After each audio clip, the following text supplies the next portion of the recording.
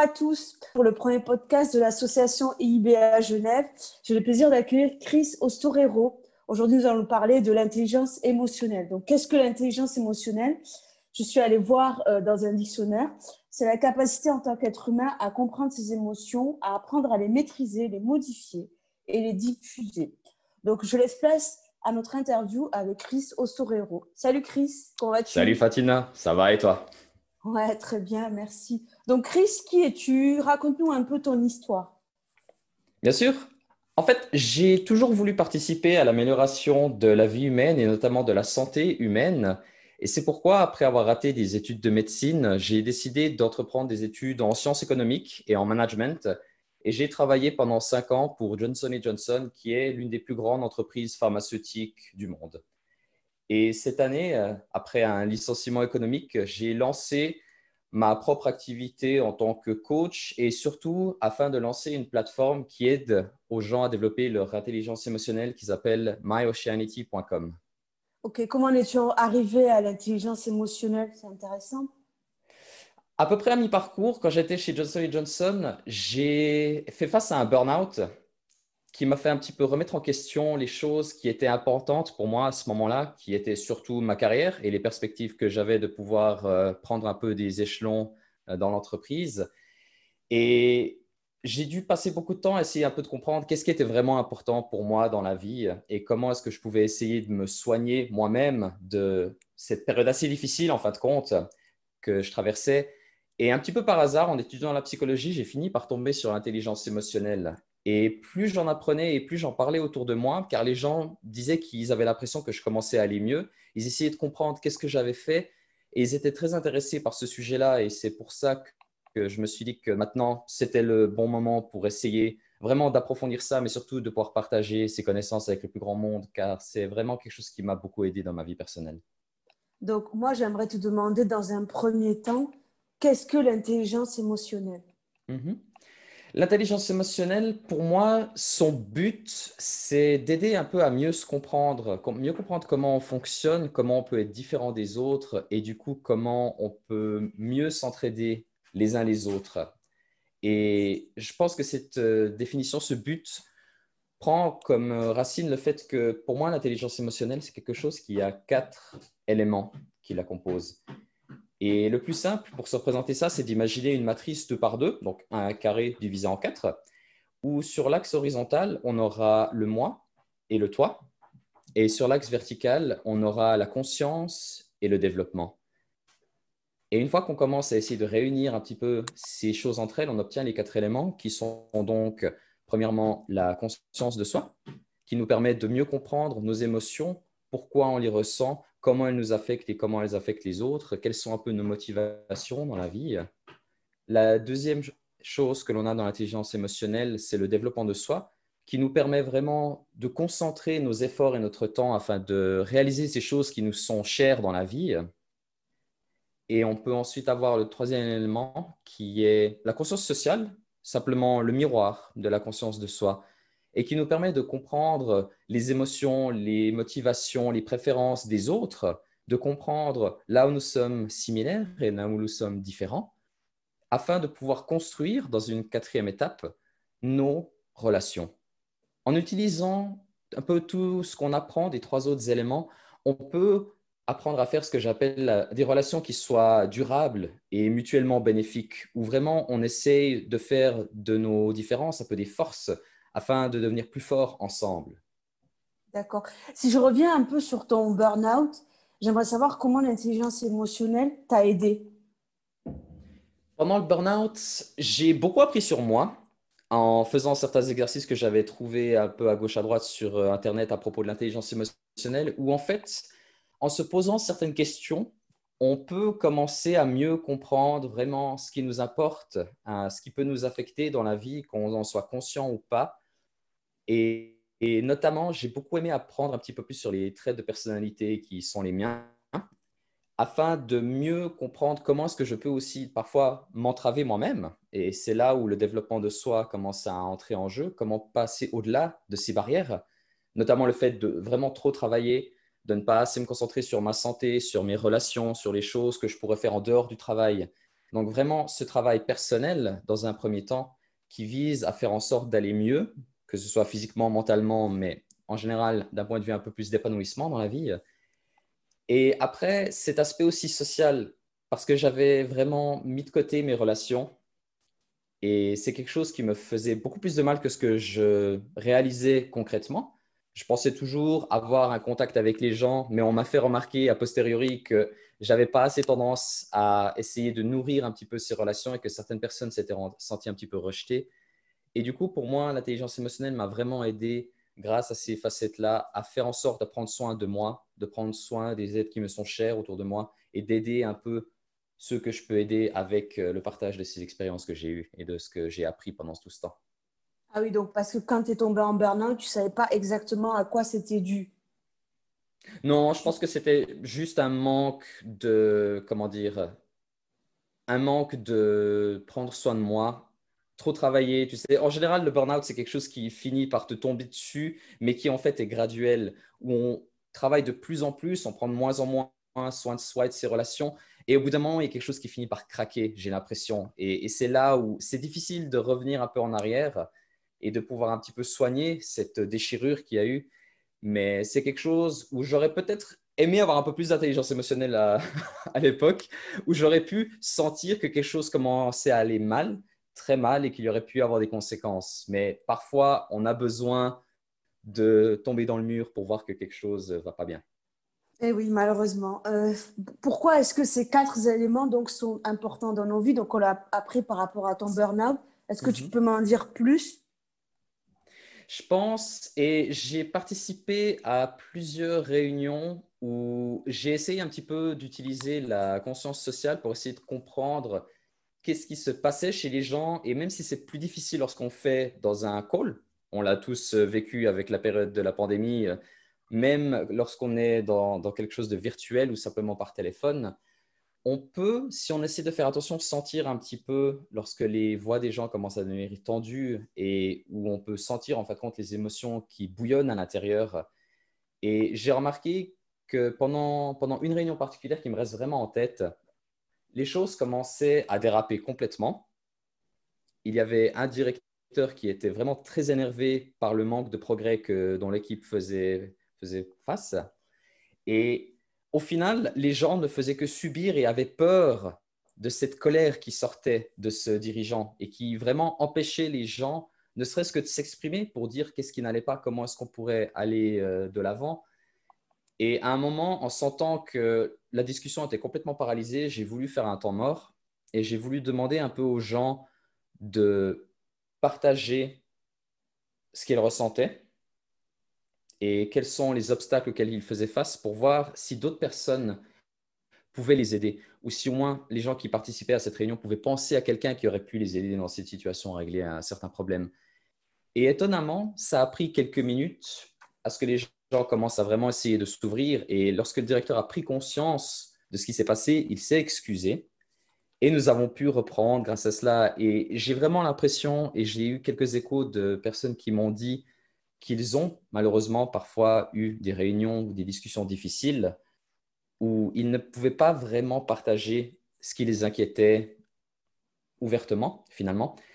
Et au final, il y a toujours un petit peu un ressenti qui est mauvais, ne serait-ce que dans l'expérience, mais certaines aussi personnes ont dit que comme elles étaient énervées ou apeurées, elles n'ont pas tout dit.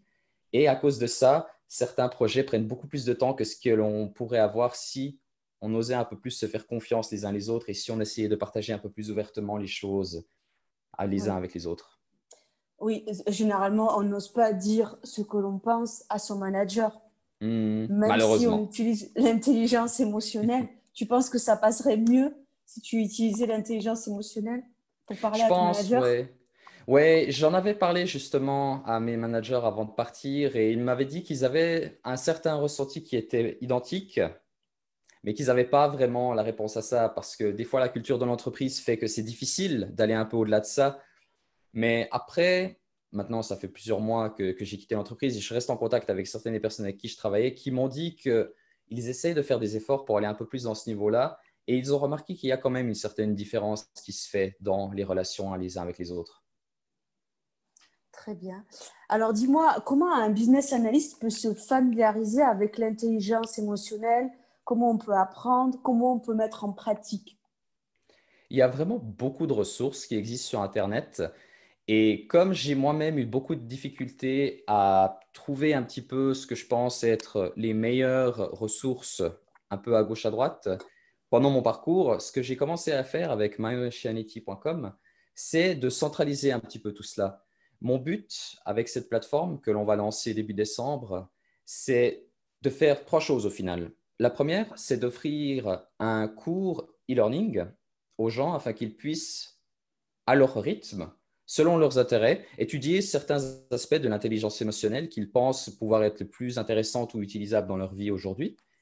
La deuxième, c'est de pouvoir faire des tests de personnalité, car pour moi, les tests de personnalité, notamment la méthode Océan, nous permet vraiment de pouvoir travailler sur les quatre éléments d'intelligence émotionnelle. On commence à en apprendre plus sur qui on est, conscience de soi. On apprend comment est-ce qu'on peut s'aider soi-même grâce au développement de soi, avec des conseils qui sont du coup liés à chacun des traits en fonction de où l'on est dans chaque profil de personnalité.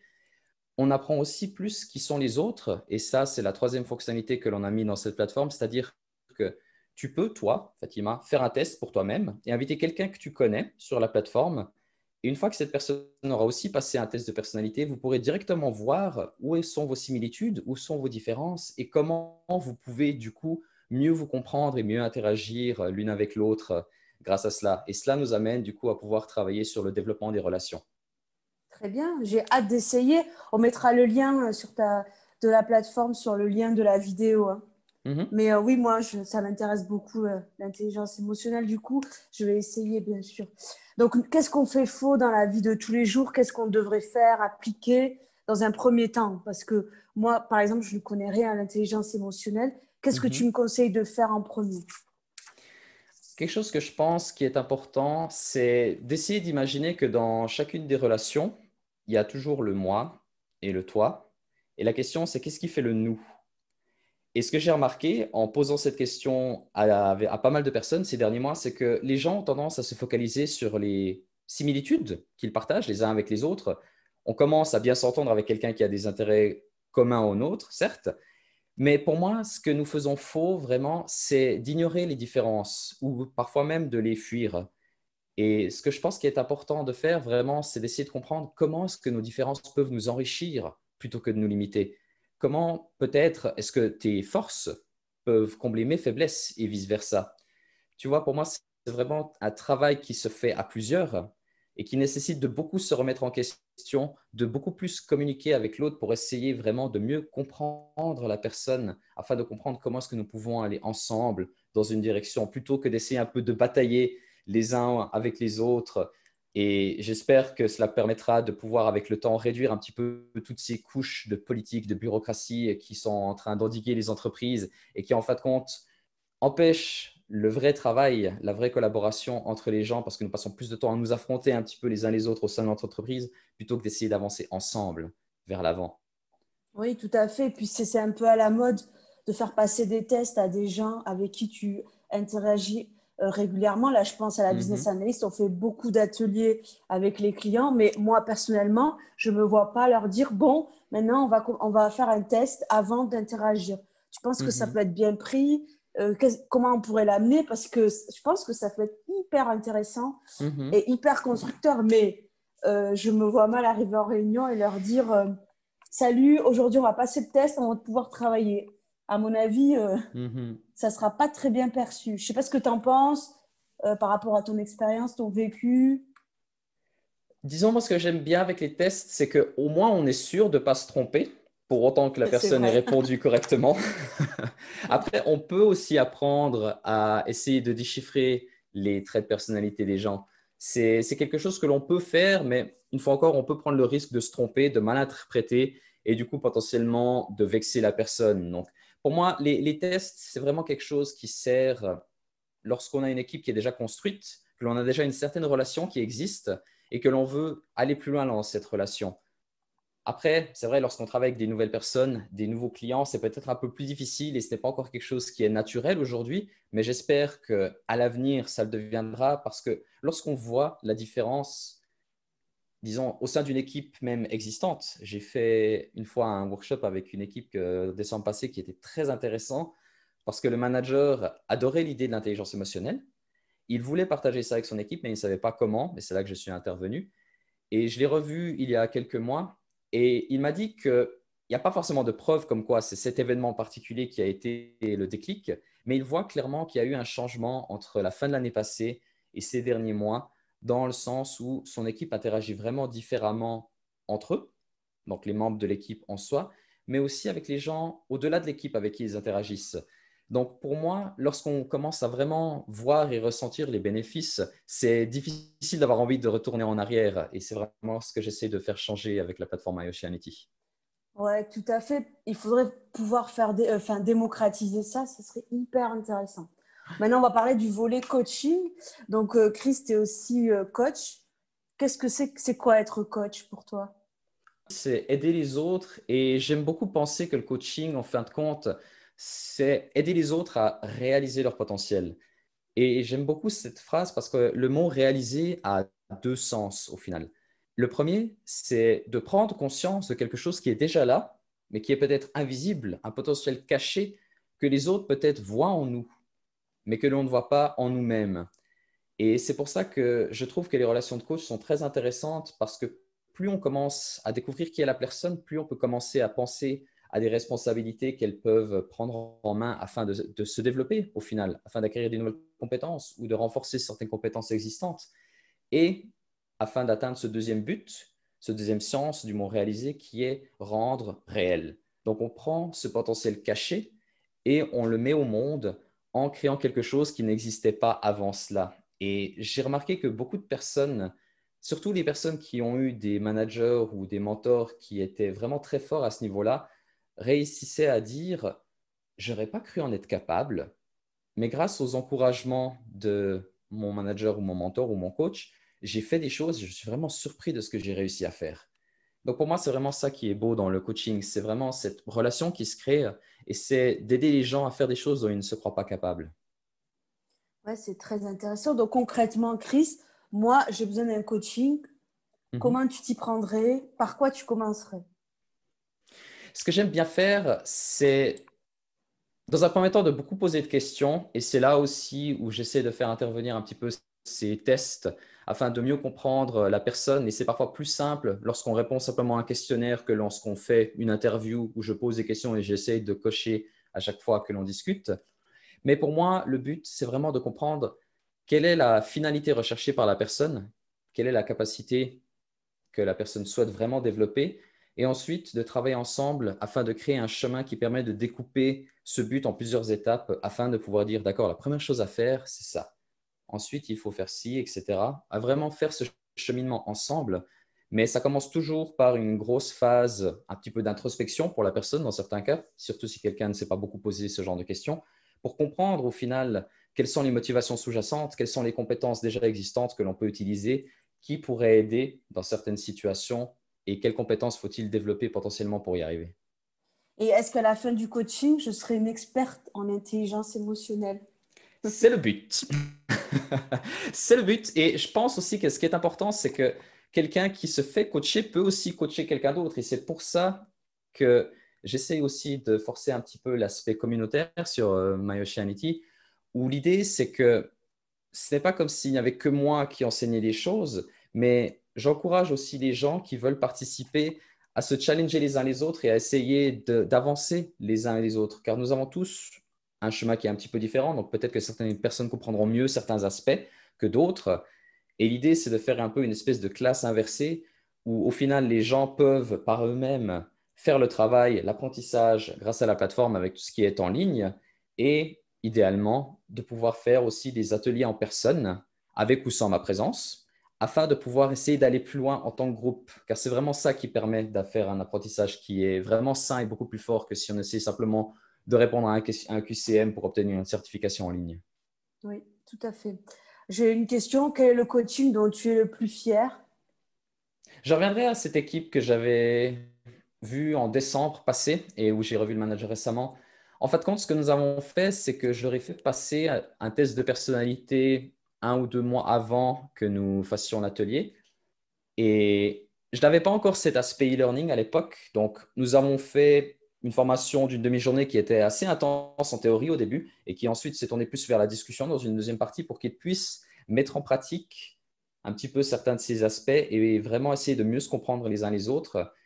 Et a posteriori, maintenant, je leur ai donné accès à la partie e-learning et comme ça, ils peuvent revoir à leur rythme les choses qui sont peut-être moins claires ou développer des choses qu'ils n'ont pas encore pu toucher jusqu'à présent. Et j'ai vraiment beaucoup aimé quand le manager m'a dit que pour lui, il y a vraiment un avant et après, où il avait vu que certaines tensions qui existaient entre certains membres de l'équipe qui étaient très différents d'un point de vue de profil de personnalité commençaient à mieux se comprendre et faisaient l'effort pour aller l'un vers l'autre plutôt que de tenter de s'écraser l'un l'autre avec leurs propres traits de personnalité. Et ça, c'est vraiment quelque chose que j'ai trouvé extraordinaire et que j'espère pouvoir reproduire avec beaucoup d'autres personnes. Ouais, c'est génial. Et ce coaching, il était à la demande du manager ou de l'équipe ou de l'entreprise? Du manager, et c'est là où je me suis rendu compte qu'il faut que j'essaye un petit peu de changer mon approche. Où à l'époque, je faisais beaucoup d'événements où j'étais invité par un manager ou simplement quelqu'un qui voulait faire quelque chose pour l'équipe et où du coup, je demandais une commission pour l'événement et pour les tests. Et maintenant, ce que j'essaie de faire, étant donné que nous avons la pandémie qui a limité énormément les budgets et la disponibilité des gens, ce que j'essaie de faire, c'est vraiment de beaucoup plus mettre en avant cet aspect e-learning et de voir comment est-ce que certains événements plus courts aussi, et virtuels, vu que maintenant nous devons pouvoir évoluer de façon virtuelle, comment est-ce que des événements plus courts qu'une demi-journée ou une journée entière, quelque chose qui peut tenir en 1 heure seulement, peut aider les gens à vraiment appliquer un maximum de choses, à essayer de mieux se comprendre les uns les autres et à trouver comment par eux-mêmes ils peuvent mieux travailler ensemble. Donc je mets beaucoup plus cet aspect où les gens doivent plus travailler de leur côté en termes de préparation, en termes de se familiariser avec le contenu de la plateforme. Et ensuite, nous faisons vraiment ces discussions pour être sûr qu'ils puissent tirer un maximum de bénéfices de cette formation. Et après, ils peuvent revenir et on peut refaire ces événements de façon beaucoup plus spontanée car elles sont plus courtes et plus faciles à organiser. Oui, oui, tout à fait. J'avais lu un article dans Les Échos qui relate un déficit d'intelligence émotionnelle chez les très hauts dirigeants, Mhm. ce qui m'a étonné. Comment tu l'expliques? Je pense qu'une grande raison qui explique ça, c'est qu'il y a eu une espèce de cassure à un moment dans la façon dont nous avons un peu de diriger les gens et les entreprises, où ce qui marchait bien jusqu'à une certaine époque, c'était de faire un type de management qui était beaucoup plus autoritaire, où l'on forçait un peu les gens à faire certaines choses et où on s'attendait à ce qu'elles obtempèrent sans vraiment poser de questions et sans forcément donner du sens à ce que les gens faisaient. C'était simplement fait ci ou il y aura des conséquences. Donc vraiment très autoritaire, très tyrannique dans certaines situations. Le problème avec ça, c'est qu'on n'arrive pas à créer de la confiance entre les gens. Si, par exemple, tu me forces à faire quelque chose en pointant sur moi une espèce d'arme imaginaire, je vais le faire. Mais simplement parce que j'aurais peur des répercussions. Et au final, à cause de ce sentiment un peu de peur que j'aurais en moi, j'aurais tendance à semer des graines un peu de doute autour de moi au lieu de créer un peu cette confiance que l'on aurait pu avoir si on avait essayé de plus se comprendre l'un l'autre, de se motiver l'un l'autre grâce à l'intelligence émotionnelle.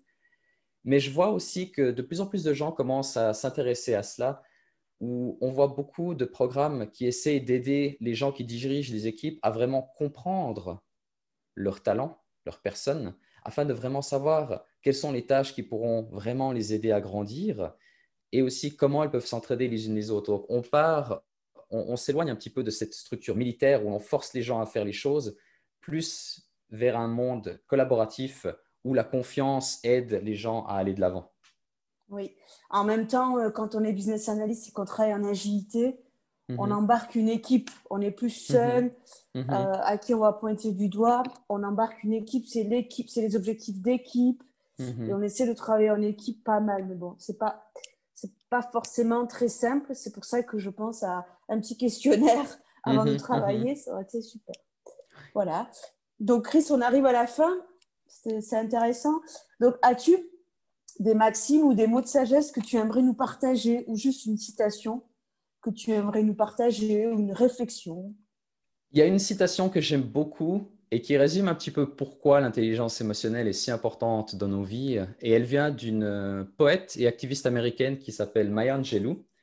Et elle a dit, les gens oublieront ce que vous dites. Ils oublieront ce que vous faites, mais jamais ils n'oublieront comment ils se sont sentis par votre faute. Et pour moi, c'est important parce que ça permet de mettre en avant le fait que nos actions ont des conséquences, certes, mais nous oublions souvent les conséquences émotionnelles de nos actions. Les choses que l'on ne peut pas voir, mais qui au final peuvent avoir des répercussions énormes sur notre relation, sur le travail que l'on peut faire ensemble.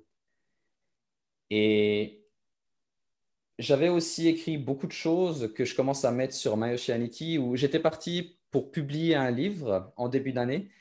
Et j'essaye Ah oui, maintenant vraiment d'insérer ça dans la plateforme e-learning, car c'est beaucoup plus facile de pouvoir améliorer les choses et de pouvoir avoir cette relation où les gens m'aident à développer mon propre contenu. Donc, pour moi, c'est un travail qui m'a été très cher et je préfère cette approche qui permet aux gens d'interagir avec les choses et avec moi afin de pouvoir aussi les partager plus facilement. très bien. Donc, as-tu des mentors qui t'inspirent tout particulièrement, que tu connais ou que tu connais pas d'ailleurs? Il y a une personne que j'aime beaucoup et que j'encourage toujours les gens d'aller voir parce que ça fait toujours du bien de l'entendre parler et c'est Simon Sinek. C'est un Américain qui a fait un TED Talk qui a été très connu il y a quelques années avec le fait de comprendre son pourquoi, Find Your Why. Et c'est quelqu'un qui a des idées qui m'inspirent beaucoup pour l'intelligence émotionnelle et pour le travail ensemble, notamment comment créer de la confiance. Car pour moi, cet aspect de confiance est essentiel car c'est lui qui nous permet d'avancer ensemble. Et quelque chose qui est très intéressant sur la confiance, selon Harvard Business Review, c'est que le fait de pouvoir créer de bonnes relations, à savoir l'un des 4 éléments de l'intelligence émotionnelle, c'est l'un des aspects les plus importants avec le fait d'être fiable, donc savoir que les gens peuvent compter sur nous pour faire ce que nous avons promis de faire, ainsi que sur notre expertise. Et c'est quelque chose qui m'a beaucoup étonné, mais que je trouve très encourageant pour l'intelligence émotionnelle, à savoir si nous arrivons à faire des meilleures relations et que nous arrivons à être fiables et que nous sommes experts, c'est là où on touche le jackpot et où on crée des équipes qui se font confiance. Et c'est quelque chose qui est très difficile à atteindre ou à forcer plutôt. Tu vois, Oui. on peut dire aux gens, faites-vous confiance et travaillez ensemble, mais si on ne la ressent pas, elle n'est pas là finalement. Oui. Et j'ai juste une dernière question par rapport à ça. Étant donné la situation Covid, Mhm. est-ce qu'on peut établir des bonnes relations à distance via Zoom? Je pense que c'est plus difficile qu'en personne, toujours. On est des êtres sociaux et c'est une technologie qui est très récente. Mais à mon avis, ce qu'il y a dans la psychologie, c'est que lorsque l'on sent que la personne s'intéresse à nous, que l'on est compris et que l'on appartient à un groupe finalement, on crée justement cette confiance. Donc, je pense que oui, on peut le faire aussi en mode virtuel, mais une fois encore, ça demande beaucoup de travail et c'est là aussi où l'intelligence émotionnelle peut nous aider à franchir un petit peu cette étape et atteindre un petit peu ce niveau suivant dans notre relation et notre travail ensemble. Très bien. Ma dernière question, as-tu un livre ou des livres qui t'ont marqué? Et si oui, est-ce que tu peux m'en parler, s'il te plaît? Il y en a un que je recommande à tout le monde qui s'appelle en français Changer d'état d'esprit par Carol Dweck. Et c'est un livre qui parle en fait qu'en psychologie, nous avons 2 grandes mentalités. Nous pouvons penser que notre potentiel, nos capacités sont fixes. Nous sommes qui nous sommes et nous ne pouvons pas vraiment grandir. Et que c'est notre talent qui met en avant qui nous sommes, quitte à être jugé en permanence. Si l'on rate, on est un raté. C'est vraiment quelque chose de très binaire. Soit on gagne, soit on perd. Et le deuxième état d'esprit, c'est l'état d'esprit un peu plus de croissance, qui dit que notre potentiel est inconnu et que nous pouvons faire toujours plus que ce que nous croyons être capables de faire. Et j'aime beaucoup cette chose car j'étais dans un état d'esprit fixe avant et j'ai, grâce à ce livre, changé vers un état d'esprit un peu plus orienté sur la croissance. Et c'est très enrichissant car au final, chacun des échecs que nous connaîtrons sont des leçons que nous pouvons apprendre qui nous permettront d'être encore meilleurs demain que nous le sommes aujourd'hui. Et toujours par cette petite croissance perpétuelle, nous pourrons vivre des vies qui sont beaucoup plus enrichissantes et moins stressantes que lorsque nous essayons de prouver à tout le monde à quel point nous sommes forts et intelligents et beaux. Merci mille fois pour ton temps.